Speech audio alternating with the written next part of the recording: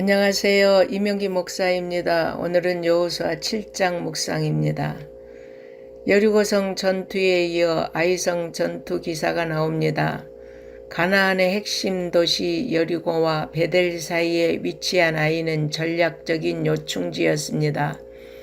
본문은 이스라엘 군대가 여리고성보다 훨씬 작은 아이성에서 왜 패배할 수밖에 없었는지를 분명히 보여줍니다. 이는 아간이 물건의 일부를 훔쳤기 때문입니다. 한 사람의 잘못이지만 그 결과는 공동체 전체에 미치게 되었습니다. 아간 한 사람의 범죄로 인해 하나님의 진노가 불같이 일어났습니다. 여호수아는 이번에도 정탐꾼들을 파견했습니다. 임무를 마치고 돌아온 정탐꾼들은 백성이 다 올라갈 필요 없이 2~3천 명만 보내어 아이성을 점령하게 하자고 제안했습니다. 여호수아는 이 제안을 받아들여 3천 명의 군사를 파병했지만 예상과 달리 싸움에서 패배하고 36명의 병사가 목숨을 잃게 됩니다. 여리고성의 승리 이후 여호수아와 백성들이 자만에 빠졌던 것입니다.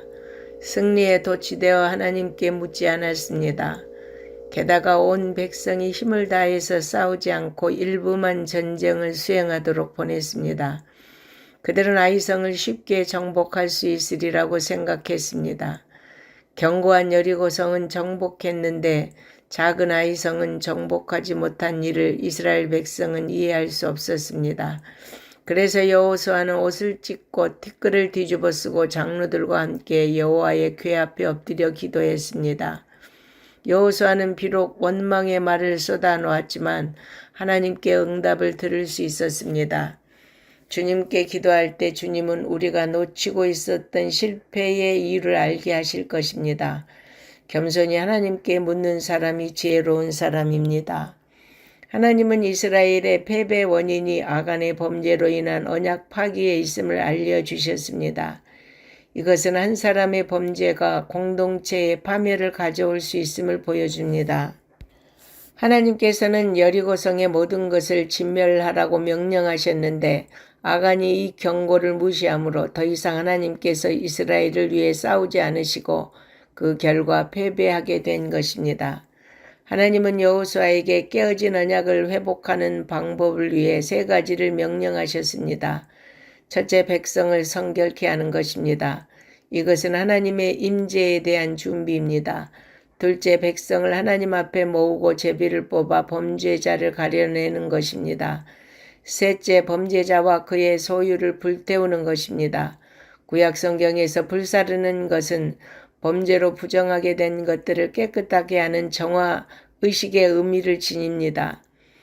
여호수아는 하나님이 말씀하신 방법대로 지파부터 차츰 범위를 좁혀서 죄 지은 자가 아간임을 밝혀냈습니다.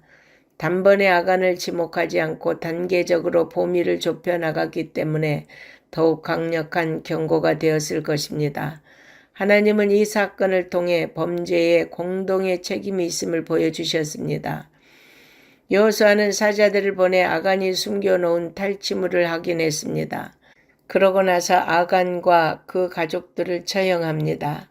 아간과 가족들은 아골 골짜기에서 돌에 맞아 죽임을 당했습니다.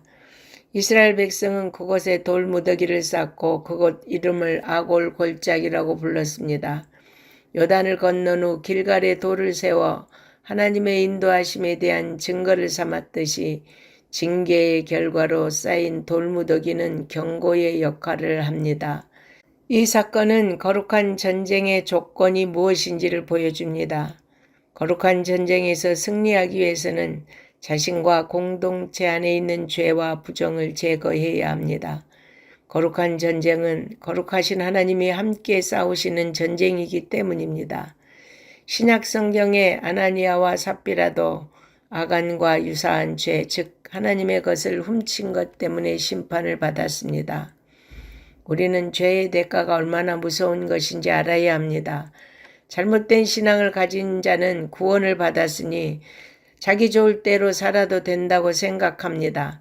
그러나 진정으로 자신이 죄인임을 인정하고 예수님의 십자가의 대속의 은혜와 부활을 믿는 자는 죄를 결코 가볍게 여기지 않을 것입니다. 우리는 예수님의 구속의 은혜를 잊지 말고 그 은혜를 헛되이 하지 말아야 합니다. 아멘.